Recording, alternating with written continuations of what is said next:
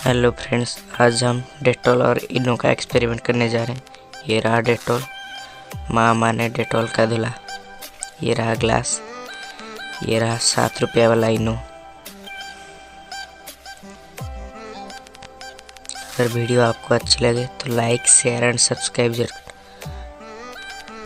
चलिए शुरू करते हैं।